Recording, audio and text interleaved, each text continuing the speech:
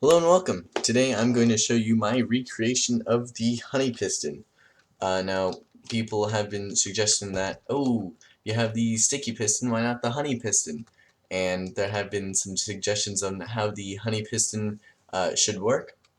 So I decided to try and recreate it in my little series that I've started where I create some cool redstone add-ons. So anyways, right here is the honey piston. Just add a honey block on and it becomes honeyified. So you can see, place the sand block here, and you can see the entity looks like it's falling, but it's actually not. It is actually in this one position here. And you can see that there's a sand texture here. Now, one way that you could fix this problem is you could have it to where instead of it still being a falling sand block, you could just create a texture pack and replace one of these solid blocks for sand, and that could work.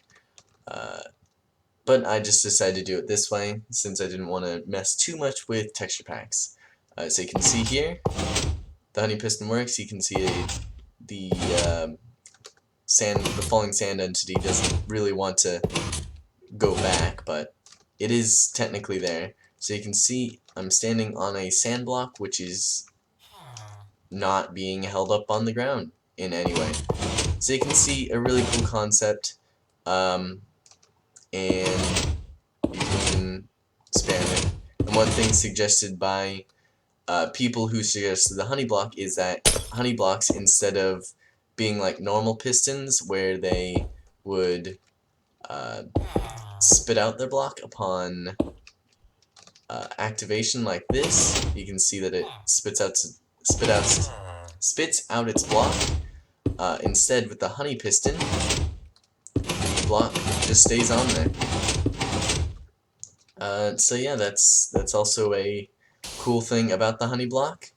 Now something else with the honey block that you can do, or not with the honey block that you can do, but with the sand entity, is as soon as it leaves the honey piston's vicinity, it turns into a normal sand block.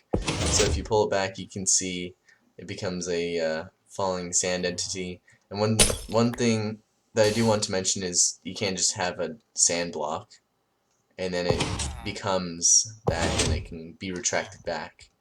And it doesn't turn back into it until, or it doesn't turn back into an actual sand block until it gets out of the honey block's vicinity like that.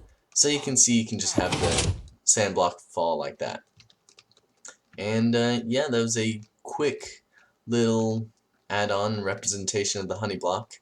Oh, and one other thing, I'd like to implement it. All I had to do was like take the command blocks to make this contraption work, and just put it into this one, add its own little features, get rid of the ones dealing with the redstone block ones. So one of the things with these piston ones is I wanted the honey entity to track to the piston. So if you see here, the honey entity still tracks to the piston, so you can still work with it even though it's pushed like this. So it still powers and it still works and everything. So yeah, there's a quick representation of the honey block that I have made, and that is it for now. Bye bye.